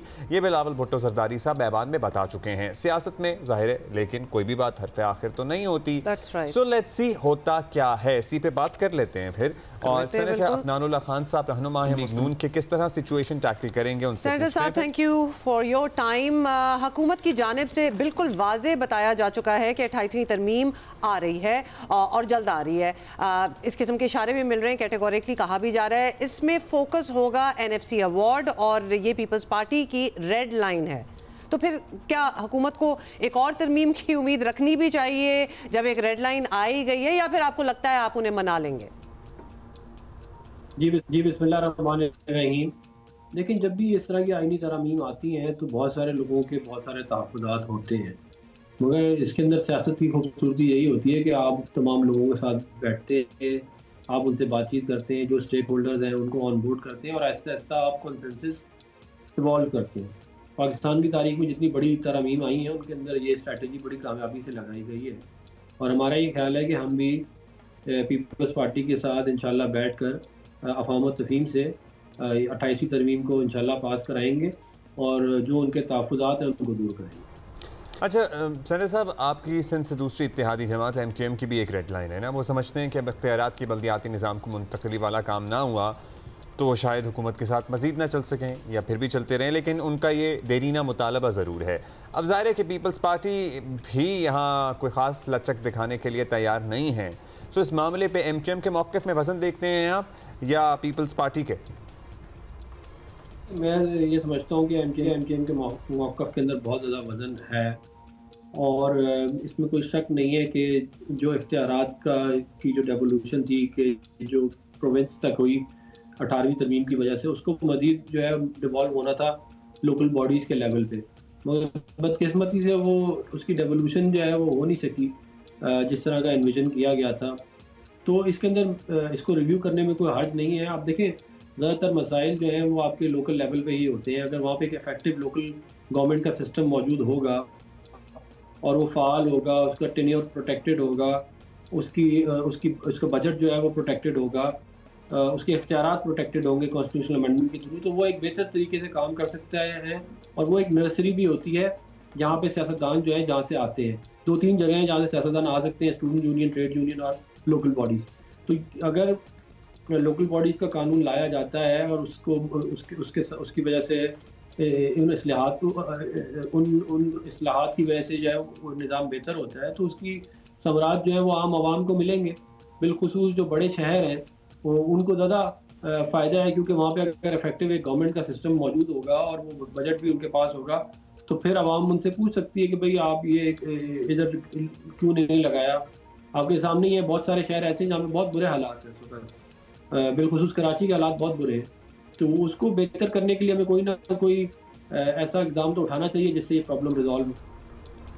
सेनेटर साहब ये बताएं कि इस पूरी सिचुएशन में हुकूमत के लिए एक सियासी चैलेंज तो है ही, लेकिन 28वीं से पहले जो आपने 27वीं तरमीम की है वो तो अभी से एक मसला नज़र आ रहा है। लाहौर हाई कोर्ट इसके खिलाफ दरख्वास्तें जो हैं वो सुनने को तैयार है, कुछ जजेस जो हैं वो इस्तीफ़ा दे चुके हैं, कुछ देने वाले हैं, ऑपोजिशन तहरीक चलाएगी, मतलब बहुत कुछ हो रहा है। तो क्या एक मुश्किल माशी सूरत हाल में इन सब को डील करना आसान होगा आपकी पार्टी के लिए? ये है कि जो आईनी तरमीम है उसका सवाबदीद सिर्फ पार्लियामान के पास है। कोई अदलिया का नुमाइंदा आइन के अंदर तरमीम नहीं कर सकता। ना माजी में जो की गई थी उनको किसी ने, वैसे तो की नहीं गई, जो एक आध दफ़ा ट्राई भी की गई वो भी नाकाम हो गई। तो ये तो बिल्कुल हो नहीं सकता कि कोई बेंच बना के जो है वो उसको सुनना शुरू कर दे। बिलखुसूस जब फेडरल कॉन्स्टिट्यूशन कोर्ट जो है वो बन चुकी है, उसके नुमाइंदा जो मामलात हैं वो सूबों में भी बनने जा रहे हैं, तो मेरा ये ख्याल है कि इसके अंदर पढ़ना जो है वो मेरा ख्याल है कि ठीक नहीं है। जो आइन में तरमीम की गई हैं वो इन तमाम चीज़ों को सामने रख के की गई हैं कि जो माजी के अंदर मसाइल पैदा हुए हैं जिसकी वजह से सियासत की गई है जजों की तरफ से, एक बिलखुसूस एक पार्टी के लिए सहूलतकारी की गई है और उसकी वजह से मुल्क के आइन और कानून की धज्जियाँ उड़ाई गई हैं, मुल्क के सियासी निज़ाम की धज्जियाँ उड़ाई गई हैं। तो हम ये समझते हैं कि उन तमाम चीज़ों को जो बहुत सारी ताकतें कॉन्सनट्रेट हो गई थी चीफ जस्टिस ऑफ पाकिस्तान के पास, उनको हमने जुडिशल कमीशन ऑफ पाकिस्तान को दे दिया, जिधर मुकन्नना की भी नुमाइंदगी है, इंतज़ामिया की भी है और अदलिया की भी है। और वहाँ पे ज़्यादातर लोग जो जुडिशल कमीशन ऑफ पाकिस्तान में है उनका ताल्लुक हुकूमत से नहीं है। तो वो मेरा ये ख्याल है कि ये एक ऐसा इक़दाम है और इसको सराहना चाहिए।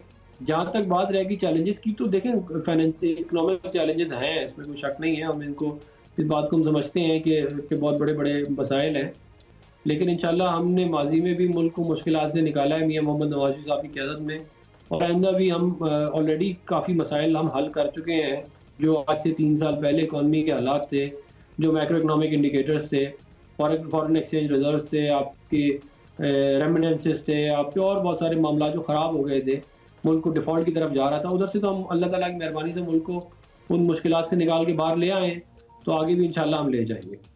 जी, स्टेबिलिटी तो आई है, लेकिन ज़ाहिर है कोई ग्रोथ नहीं है, इसके आगे कोई उम्मीद लोग ढूंढना चाह रहे हैं, अल्लाह करे कि मिल भी जाए। बहुत शुक्रिया आपका senator Khan, thank you for being with us today. और आपने बहुत सारे मामलात पे बात की, लेकिन सिंध का वही अगेन आर्गुमेंट है कि हमारे यहाँ तो किसी सूरत में किसी शक्ल में बल्दियाती निज़ाम मौजूद है, बाकी के यहाँ तो नहीं नज़र आता। बहुत सी चीज़ों में हमने अपने से लीडर्स को देखा है कि बड़े एडमेंट होते हैं और उसके बाद बहुत सी चीज़ों पे बात करने को तैयार भी हो जाते हैं। So you never know what's going to happen next, मतलब they will have to come to some sort of an understanding.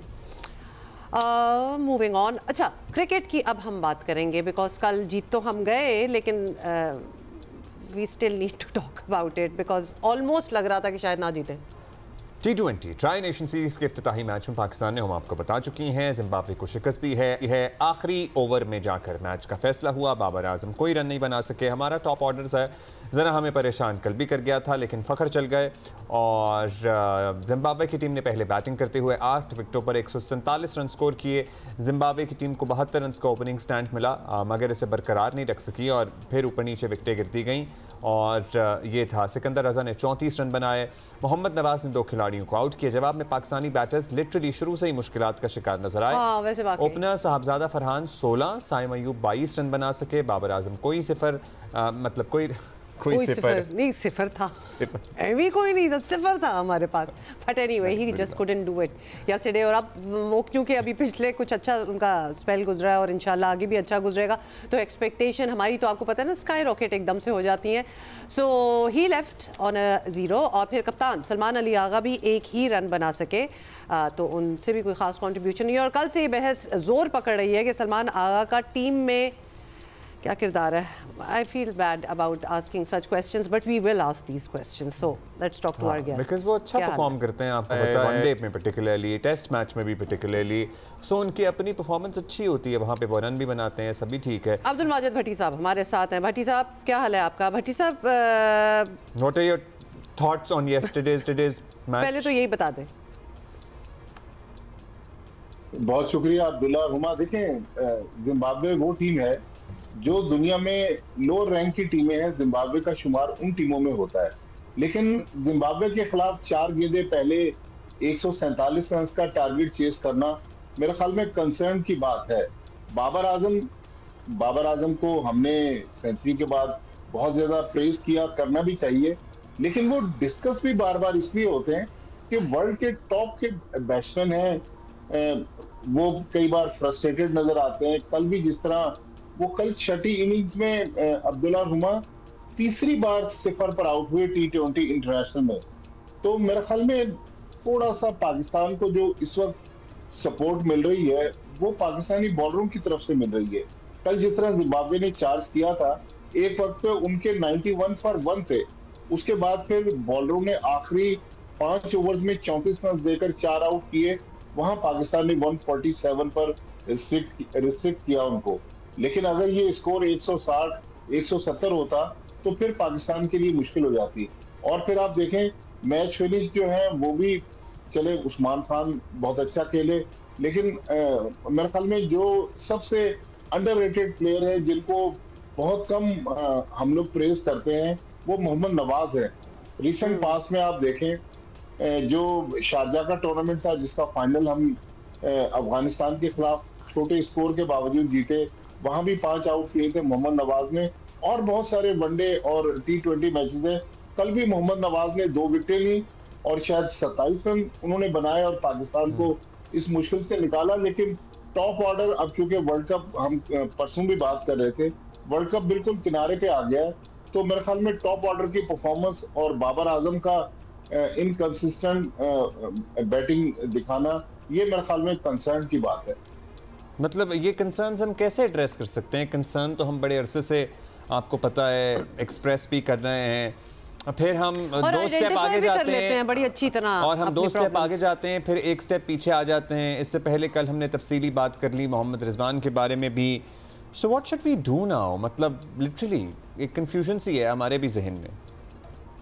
देखें, अब अब्दुल्ला टाइम तो बहुत कम रह गया है, रह ही कोई नहीं गया, अब क्या तजर्बे करेंगे? बिल्कुल। अब अच्छा, पीछे बैट्समैन भी कोई नहीं है। एक हम अब्दुल समद को लेकर आए थे, कल पीसीबी ने बताया कि अब्दुल समद की उंगली पर गेंद लग गई और वो 4 वीक के लिए अनफिट हो गए, तो अब्दुल समद इस सीरीज से बाहर हो गए। फिर हमने हसन नवाज को बुलाया है।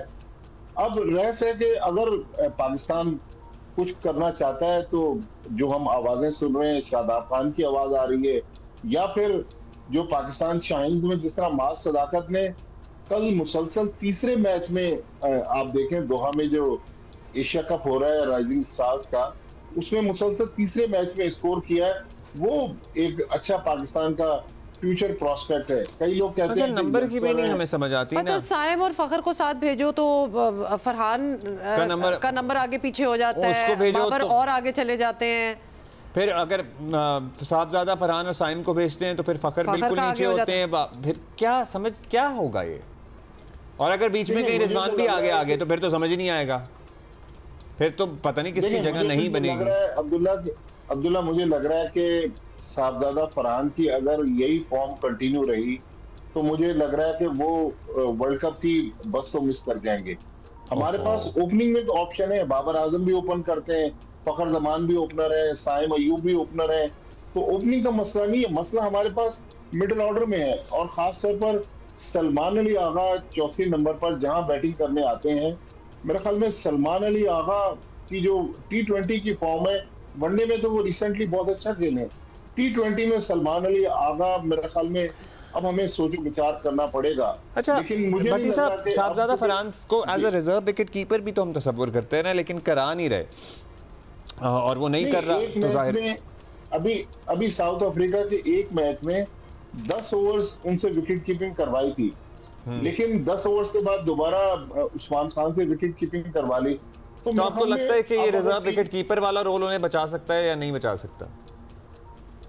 मेरा ख्याल में रिजर्व विकेट कीपर तो वैसे भी पास्ट में भी हमने उमर अकमल वगैरह को ट्राई करके देख लिया। रिजर्व विकेट कीपर अगर 50-60 रन बनाने के बाद एक आध क्रूशियल कैच छोड़ देता है तो फिर हमारे लिए मुश्किल हो जाती है। कल आप देखें ना, कल पाकिस्तान की खुशकिस्मती थी कि मोहम्मद नवाज का आखिर में बाउंड्री लाइन पर कैच ड्रॉप हो गया, तो पाकिस्तान के लिए मुश्किल है। और लेकिन हमारे पावर प्ले वाला भी तो कंसर्न शुरू से ही है ना, हमें उम्मीद होती है कि साहबजादा फरहान पावर प्ले अच्छा निकालते हैं।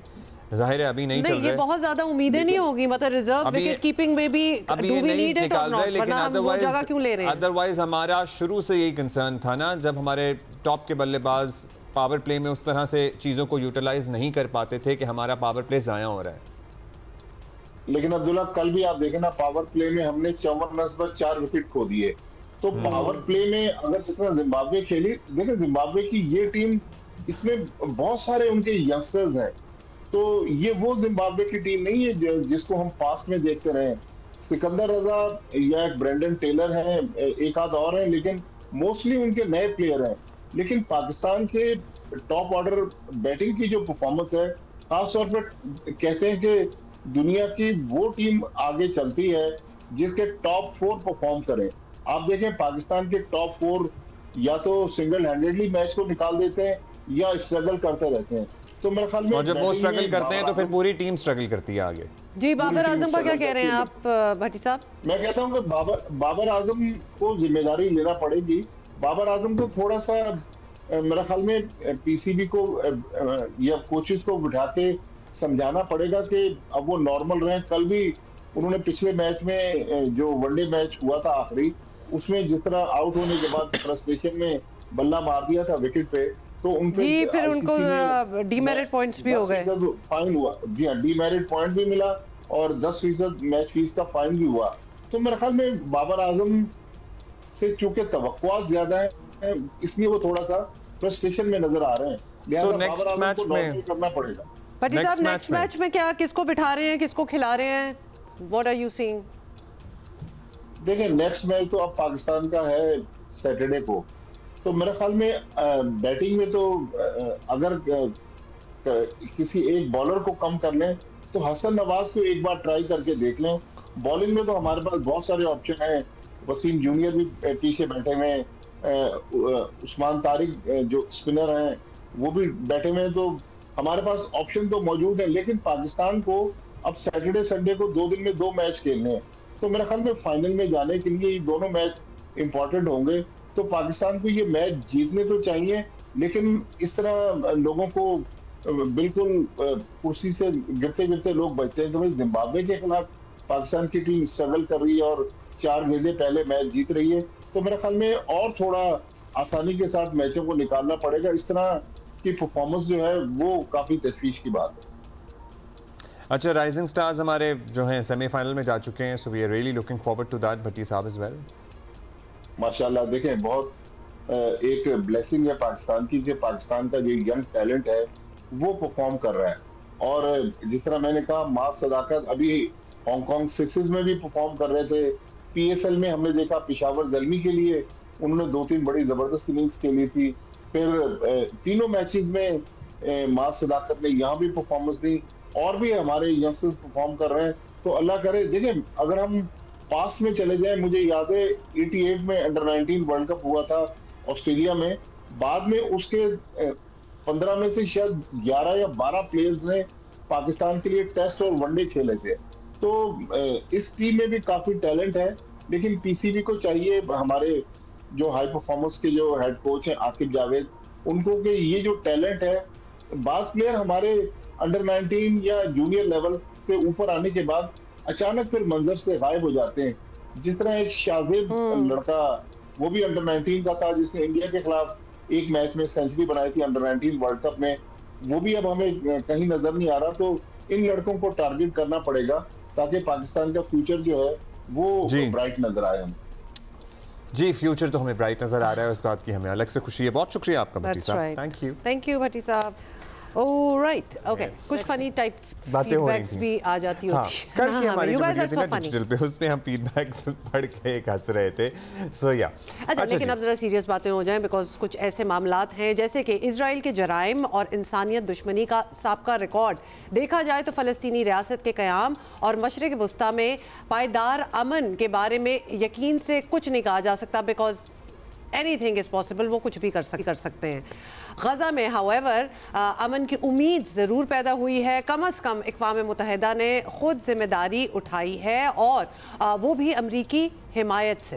अक़वाम मुत्तहिदा की सलामती कौंसिल ने ट्रंप के 20 निकाती गज़ा अमन मनसूबे की कल मंजूरी दे दी है। अब गज़ा में बोर्ड ऑफ पीस के नाम से टेक्नोक्रेट पर मुश्तमिल अबूरी हुकूमत बनेगी। करारदाद के मुताबिक बैनुल-अक़वामी इस्तेहकाम फोर्स बनाई जाएगी। ये फोर्स बोर्ड ऑफ पीस, फ़लस्तीनी कमेटी और पुलिस फोर्स के साथ मिलकर काम करेगी। फोर्स का काम सरहदी इलाकों की सिक्योरिटी संभालना और हमास समेत रियासत मुखालिफ गुरोहों को गैर मुसल्लह करना होगा। इससे पहले गज़ा में पुलिस हमास के ज़ेरे इंतज़ाम काम करती आई है। हमास ने सलामती कौंसिल की करारदाद से मुताल्लिक टेलीग्राम पर जारी पैगाम में कहा है कि गज़ा में बैनुल-अक़वामी सरपरस्ती का जो निज़ाम मुसल्लत किया जा रहा है उसे हमारे अवाम और मुख्तलिफ गुरोहों ने मुस्तरद कर दिया है। गज़ा में बैनुल-अक़वामी फ़ोर्स को दिए गए अहदाफ और किरदार, जैसे मज़ाहमत को गैर मुसल्लह करना वगैरह, ये फ़ोर्स की गैर जानिबदारी को ख़त्म करके इलाके पर अपना तसल्लुत जमाने की इस लड़ाई में फ़रीक बनाती है। और अमेरिकी सदर डोनाल्ड ट्रंप ने करारदाद की मंजूरी को तारीखी करार देते हुए दुनिया को मुबारक दी और साथ ये भी कहा कि इस बोर्ड की सरबराही वो खुद करेंगे। तो ये भी एक चीज़ है और कई और ताकतवर मुल्क जो हैं इस बोर्ड का हिस्सा बनेंगे। अक़वाम मुत्तहिदा के सेक्रेटरी जनरल एंटोनियो गुतेरेस ने करारदाद को जंग बंदी पर बरकरार रखने की जानिब एक अहम कदम जो है वो भी करार दिया। मतलब बहुत सी बातें भी हो रही हैं, रिजर्वेशंस भी हो रही हैं, स्पेशली फ्रॉम हमास साइड, लेकिन फिर भी इन प्रिंसिपल सारे यही कह रहे हैं, लेकिन हमास को इस पर एतराज़ है। पाकिस्तान समेत 13 अरकान ने करारदाद के हक में वोट दिया है, मगर चीन और रूस को भी बाय एतराज़ है, वो उन्होंने एब्सटेन किया है, उन्होंने वोटिंग में हिस्सा नहीं लिया। इन दोनों ममालिक ने करारदाद पर तहफ़्फ़ुज़ात का भी इजहार किया। चीनी सफ़ीर ने कहा कि करारदाद फ़लस्तीनी हुक्मरानी के उसूलों की अक्कासी नहीं करती। रूसी मंदूब का कहना था कि ट्रंप अमन मंसूबे से फ़लस्तीनी अवाम अमली तौर पर बाहर हो गए हैं। गज़ा और मगरबी किनारे की मज़ीद तकसीम का ख़तरा भी पैदा हो गया है। So China and Russia also had their serious major reservations and they said it too. Aizaz Chaudhry साहब सीनियर सफारतकार हमारे साथ हैं और उनसे पता करते हैं, we need a point of view as well. Aizaz Chaudhry साहब, इक़वाम मुत्तहिदा की सलामती काउंसिल से ट्रंप के गज़ा अमन प्लान जो है उसको मंजूर किया जाना, फ़लस्तीनी हुकूमत समेत दुनिया भर से इसका खैर मकदम भी किया जा रहा है, कितनी अहम पेशरफ्त आपको ये लग रही है? और ख़ास तौर पे क्या अब ये उम्मीद बढ़ जानी चाहिए कि सीज़ फायर कायम रहेगा, कुछ अमन होगा? जी शुक्रिया, बड़ी मुस्बत पेशरफ्त है। और अच्छी बात है कि पाकिस्तान ने और बाकी जो अरब ममालिक हैं, मुसलमान मुल्कों ने बड़ी दानिश का मुजाहरा किया है, क्योंकि उन सब का एक ही मकसद था इस वक्त कि किसी तरीके से सीज़ फायर हो और ये जो कत्ले आम हो रहा है ये बंद हो। और मेरे ख्याल में उस तरफ ये मामला पड़ा है। और ये भी आपको याद होगा कि जब ये कह रहे थे ना, मंसूबा जब डिस्कस हो रहा था, तो उस वक्त सारे मुसलमान मुल्कों का और दूसरों का भी ये था कि भाई इसकी जो लेजिटिमेसी है वो उस वक्त होगी जब ये अक़वाम मुत्तहिदा में लेके जाएंगे। आपको पता है इसराइल तो इतना खुश नहीं होता अक़वाम मुत्तहिदा से, क्योंकि उसके ख़िलाफ़ तो बहुत सारी करारदादें हैं वहाँ पे, लेकिन उन्होंने भी यही मुनासिब समझा कि हम ले जाते हैं ताकि एक लेजिटिमेसी मिल जाए। तो इस लिहाज से मुसलमान और अरब मुल्कों का ये मुतालबा माना गया कि आप इसको वहाँ से एक लेजिटिमेसी लेके और एक लीगल फ्रेमवर्क बन जाएगा तो उस पर आगे चलें। अब बात ये है कि क्या ये सीज़ फायर रहेगा कायम या नहीं रहेगा, ये इसके ऊपर ज़रा थोड़ी सी मेरे ख्याल में अभी बहुत यकीनी नहीं कह सकते, इसलिए क्योंकि इसमें इसराइली डिफेंस फोर्सेस को वापस जाना है और एक इंटरनेशनल स्टेबलाइजेशन फोर्स को वहाँ पे आना है और हमास को डिसआर्म होना है, जो वो नहीं होना चाहते। तो इसलिए यहाँ पे अभी कुछ सवालिया निशान अलबत्ता ज़रूर होंगे। मुझे यकीन है कि जब भी इंटरनेशनल स्टेबलाइजेशन फोर्स बनने का वक्त आएगा तो उस पर ये बातचीत की जाएगी कि इसको कैसे किया जाए और किस तरीके से ये ख़तरा कम किया जाए कि ये ना हो कि कहीं इंटरनेशनल स्टेबलाइजेशन फोर्स इसराइल के बिहाफ पे हमास से लड़ने लग जाए, ये भी तो मुनासिब नहीं होगा। ऐसे में एक अलबत्ता अच्छी बात है कि पैलेस्टीनियन अथॉरिटी अपना अमल दखल उसके ऊपर लगाना चाहती है गाज़ा वाले में। मेरे ख्याल में उसको सारे वेलकम भी इसीलिए कर रहे हैं क्योंकि उससे वो एक दूसरे मुतालबे की राह हमवार होती है कि एक फ़लस्तीनी रियासत कायम हो जाए। अच्छा, इस पूरे मामले में रूस और चीन का असर अलग स्टांस रहा है। वो ये समझते हैं कि दो रियासती हल की तरफ ये रास्ता नहीं जा रहा है। दूसरी राय ये है कि इस लेवल पर फ़लस्तीन को एक नामिटी भी तस्लीम किया, एक एंटिटी तस्लीम किया जाना चाहिए। बहरहाल एक क्या समझे हम, एक मुस्बत कदम है या नहीं?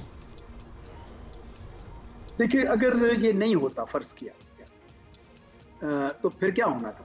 जंग होनी थी और जंग तो जारी थी और आपने देख लिया कि इसराइल के ऊपर कोई दबाव डाला नहीं जा सका, पूरी कोशिश कर ली। तो इस वजह से एक रास्ता निकला है और इस रास्ते के ज़रिए शायद कोई वो एक पहला कदम चल पड़े जो फ़लस्तीन की जो रियासत है उसको इसराइल भी तस्लीम करे। अगर चाहे नेतन्याहू साहब बार बार ये कह रहे हैं कि वो तो नहीं तस्लीम करेंगे, वो दो रियासती हल मानते ही नहीं है, लेकिन अमेरिका की तरफ से ये यानी बल्कि यूँ कहें कि अरब और मुसलमान मुल्कों की ये तवक्को है कि सदर ट्रंप अब दबाव डालें उनके ऊपर, क्योंकि ये उनका प्लान है कि इसराइल को कहें कि आप माने, ताकि फ़लस्तीन की जब तक दूसरी रियासत नहीं बनती ये सेफ गार्ड भी नहीं होगा। मैं आपको बताऊं कि जो इससे आगे जिस तरह रूस और चीन नहीं कर रहे थे, पाकिस्तान और बहुत सारे अरब ममालिक भी यही कह रहे थे कि हम जब तक रियासत नहीं बनती फ़लस्तीन की हम आगे नहीं चल सकते।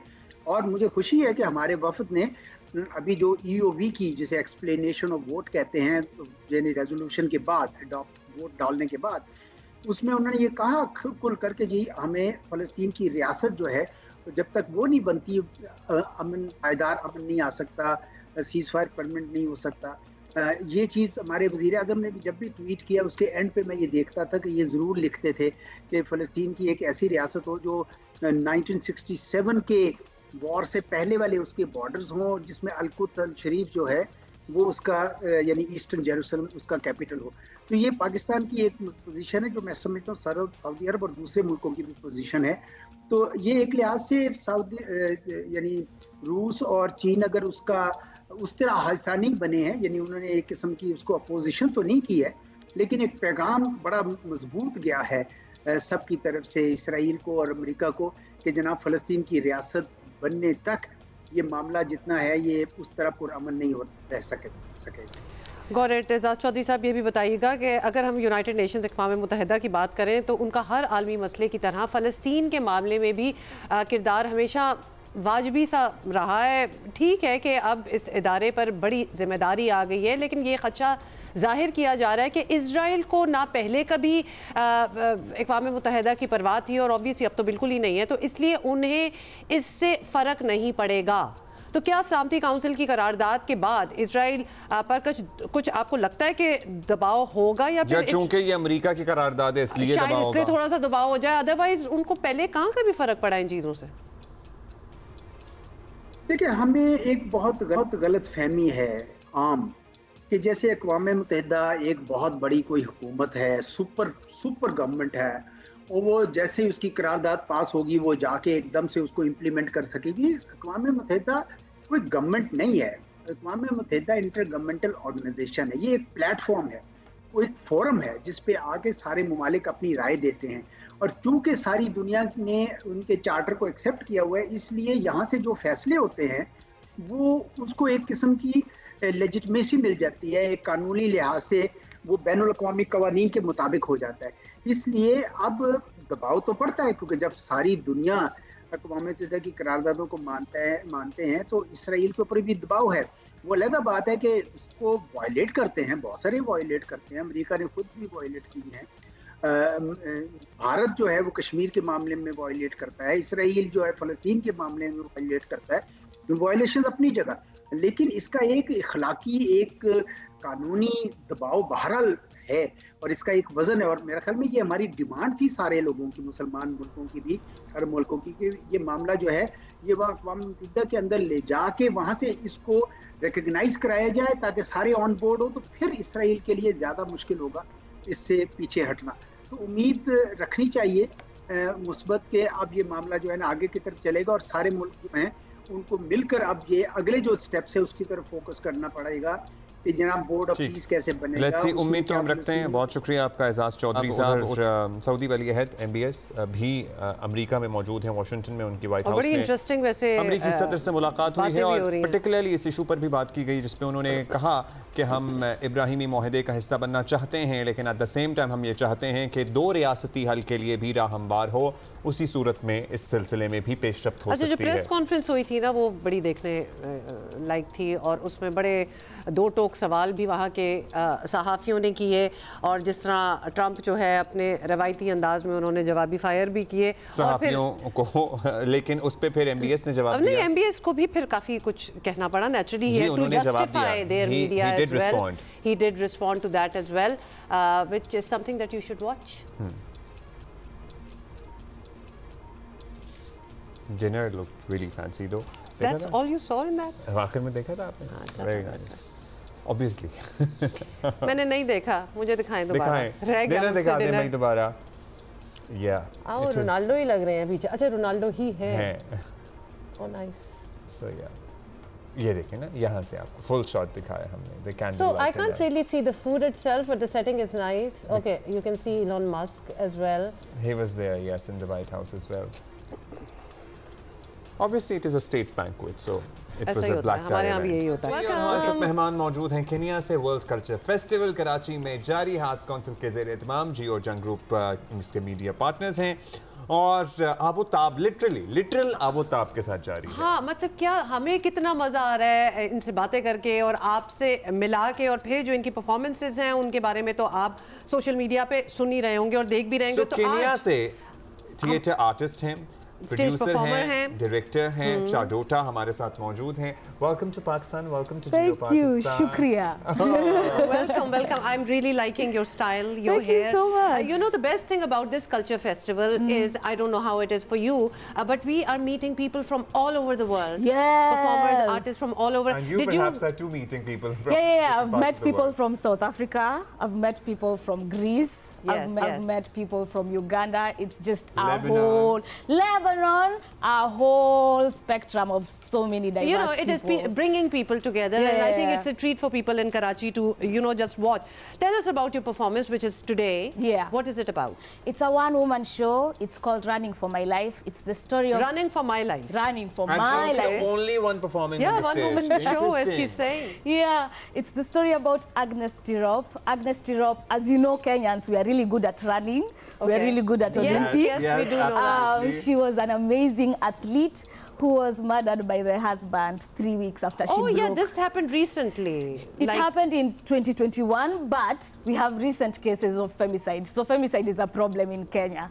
So the piece is addressing femicide. Oh. Yeah. Okay, so then it's a very serious piece. So is it a monologue? You have music going as well? It has everything. Okay. Think of everything, a lot of audience engagement, a lot of monologues, a lot of audios, a lot of projections. It's a multimedia production, really. Have you performed this piece elsewhere in the world? I've performed it. I started performing it as my final project in school where I was doing performing arts. Okay. And then I took it to Rwanda in July where I met the World Culture Festival people and they invited me here to Pakistan. And now I'm here. And now I'm here. And in December we are taking it to South Africa. I love that. I need to explain this a little bit to our audience. एक तो हमारी कमाल ये बात है कि हमारे जो कल्चर के लोग हैं पाकिस्तान आर्ट्स काउंसिल के वो हर जगह हैं दुनिया में मतलब जिस तरह जो गेस्ट हमारे पास आते हैं हम उनसे पूछते हैं कि भाई किस तरह आए तो हर किसी की यही कहानी है कि उन्होंने हमें किस तरह मिले या उन्होंने हमें कांटेक्ट किया और चनोटा की तो बहुत ही ज़बरदस्त किस्म की आज परफॉर्मेंस होने वाली है जिसमें ये अकेली परफॉर्म कर रही होंगी how long is the piece again 60 minutes which is 1 hour 60 minutes on the stage और इसमें अंग्रेजी में है लेकिन अपनी जो जुबान है इनकी what language is that English and Swahili अच्छा तो this is also going to be ये आप जरूर मिस ना कीजिएगा क्योंकि रियल लाइफ स्टोरी भी है Yes, it's our national language. It is your national language. And things we get to how know to about because the topic is so heavy. It's a very serious topic. How is the reception in your own country? It's needed. I feel right now the awareness on femicide is quite high in Kenya. It's been happening all through, but people are more vocal about it, and we are really resisting a lot of things. So it's the thing which is pushed under the rug, but it's needed to be aired out. So it's really good. So now women are speaking about it and, you know... We are protesting on the streets. We have marches every day to say stop killing women and all that. So are there any laws protecting women? The government has... They are, but whether they work is the problem. The road to justice is quite long and it does not favor the victims of femicide. So even now, the husband, Ibrahim Rotich, to the person whose story I'm telling, is still free. He's not yet been. And it's been so many years. It's been 3 years since 2021. So we have similar challenges. Yeah. So, you know, together we have to do something about it. So that is an important issue जिसमें ख़वातीन ज़ाहिर है उन ख़वातीन का कत्ल और अपने ही घर वालों के हाथों उस पे एक कहानी बेस्ड है आपको पता है एक ऐसी औरत की कहानी है जो कि ज़बरदस्त एथलीट थी और अपने शौहर के हाथों ही मारी गई थी तो ये बहुत इशू है एक वहाँ I know you are having a good time you're meeting people you have had a chance to try any of our foods yes I have and we have something in common we have a few things in common when it comes to food yes we have chapati in so you Kenya. have chapatis in Kenya too yes flatbread chapati bhi हमारी in common है and then you were saying pilau yes we have pilau and we biryani have chicken biryani those are the 3 I've interacted with so far. These are the main 3 things now you've said it. That's quite enough for all of us. तो ये सारी चीजें by the way इनके मुल्क में भी होती हैं केन्या में हमारे यहाँ भी होती हैं ये क्योंकि सारे अरब इन्फ्लुएंस भी केन्या पे रहा है और फिर the terminology the names are similar yes well Chadota thank you so much for coming to Pakistan enjoy yourself thank you आज इनकी परफॉर्मेंस है आर्ट्स काउंसिल में जरूर जाके आप देखें अच्छा एक और जल्दी से बात करनी है अब्दुल्ला जो आप करना चाह रहे थे अबाउट फुटबॉल कोई स्कॉटलैंड बहुत ही कुछ जी बहुत सालों बाद जी it has been it has qualified for the World Cup जनाब बताएं so football world cup qualifying round के अहम मैच में स्कॉटलैंड ने डेनमार्क को एक्चुअली 2 के मुकाबले में 4 गोल से हराया है शिकस्त दी है और यूं ये शिकस्त देकर वर्ल्ड कप के लिए 28 साल बाद क्वालिफाई कर लिया इसने सनसनीखेज मैच का ज्यादातर एक्शन मैच के आखिरी लम्हात में ही हुआ सो या पीपल रियली सोच ही लें कि स्कॉटलैंड में क्या हो रहा होगा जब हम भी कब कुछ जीत जाए कोई अनएक्सपेक्टेडली कोई चीज पहुंच जाए हमारे पास हम भी थोड़े से अच्छा जी that is it for today we're going to catch you live 9 a.m. tomorrow have a great day bye